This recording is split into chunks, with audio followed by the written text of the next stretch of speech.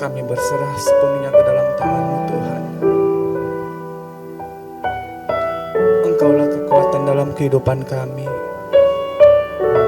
Kami percaya kuasa-Mu Tuhan.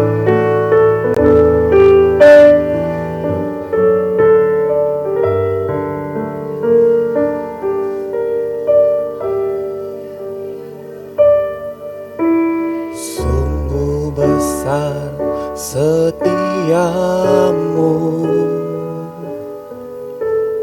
Kau nyatakan bagiku.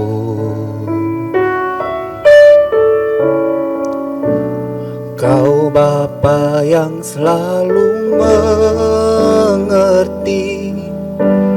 isi hatiku.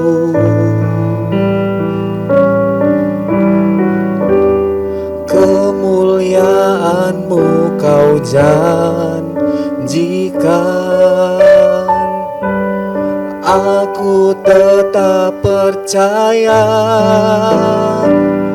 Ku percaya janji-Mu ajaib, terukir dalam kehidupanku.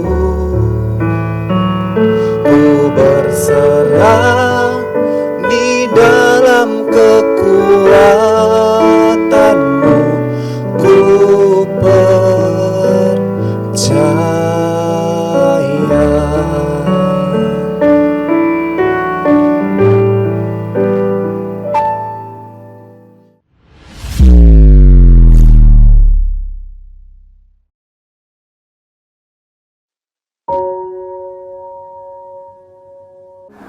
Puji Tuhan, Shalom, salam sejahtera dalam kasih Tuhan Yesus.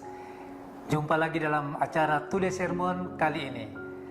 Kebenaran firman Tuhan kali ini saya akan bagikan kepada kita semuanya, terambil dalam Roma pasal 12 ayat 19 sampai dengan 21. Demikian firman Tuhan.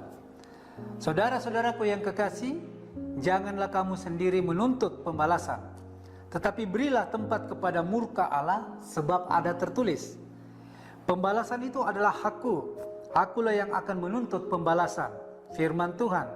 Tetapi jika seterumu lapar, berilah dia makan, jika ia haus, berilah dia minum. Dengan berbuat demikian, kamu menumpukan bara api di atas kepalanya. Janganlah kamu kalah terhadap kejahatan, tetapi kalahkanlah kejahatan dengan kebaikan. Firman Tuhan ini berbicara tentang menang atas kejahatan. Nah, Bapak Ibu Saudara yang kekasih dalam Tuhan Yesus, suatu saat ada seorang perempuan Kristen mempunyai 2 ekor ayam di rumahnya. Kemudian ayam-ayam itu sering bermain ke tetangganya, mencari makan di halaman rumah tetangganya tersebut. Sehingga tetangganya ini merasa terganggu, kemudian tetangganya ini emosi dan marah. Suatu hari, saudara yang kekasih dalam Tuhan, tetangganya menangkap kedua ayam tersebut yang masuk ke halaman rumahnya.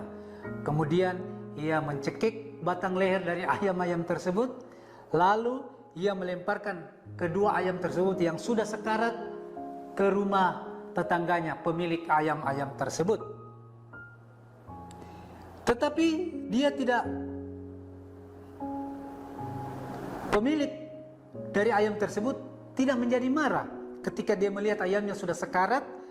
Lalu dia mengambilnya dan membawanya ke dapur. Kemudian ia mengambil ayam itu untuk mengolahnya menjadi roti ayam. Nah, saudara yang dikasihi oleh Tuhan Yesus, tentulah cerita ini sangat unik. Karena kebiasaan kita, saudara dan saya, mungkin kita alami hal seperti ini, pastilah kita akan marah dan protes kepada tetangga yang sudah mencekik ayam kita. Tetapi si ibu ini tidak. Dia menerima kejadian tersebut, kemudian ayam tersebut diambil dan dia olah menjadi roti ayam. Lalu apa yang terjadi, saudara yang kekasih dalam Tuhan? Ibu tersebut setelah membuat roti tersebut, ia memberikan kepada tetangganya yang membuat ayamnya sekarat tersebut. Kemudian sekalian meminta maaf atas ayam-ayam tersebut, ayam miliknya yang sering main ke rumah tetangganya tersebut. Kemudian tetangga tersebut tidak dapat berkata apa-apa. Dia sangat malu dan terpukul, merasa bersalah atas kejadian tersebut. Roti ayam dan permintaan maaf dari tetangganya tersebut membuatnya sangat malu. Padahal sebenarnya saudara yang dikasihi oleh Tuhan Yesus, maksud ibu tersebut bukan untuk membuatnya malu, tetapi motivasi ibu tersebut adalah mau membalas kejahatan dengan kebaikan,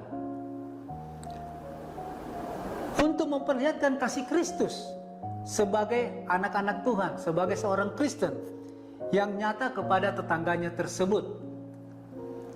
Sehingga tetangganya ini merasa bersalah. Mungkin dalam pikirannya bahwa ibu ini akan marah kepadanya, tapi justru sebaliknya, ibu ini datang meminta maaf dan memberikan roti ayam kepadanya. Nah, Bapak Ibu Saudara yang kekasih dalam Tuhan, membalas kasih dengan kebencian adalah kejahatan. Membalas kasih dengan kasih adalah manusiawi. Membalas kebencian dengan kasih adalah kehendak Tuhan. Dan kejahatan pasti dikalahkan. Sekali lagi saudara yang dikasihi oleh Tuhan Yesus, mari kita cermati kalimat ini dengan baik. Sungguh menjadi suatu motivasi dalam kehidupan kita setiap hari. Membalas kasih dengan kebencian adalah kejahatan. Membalas kasih dengan kasih adalah manusiawi.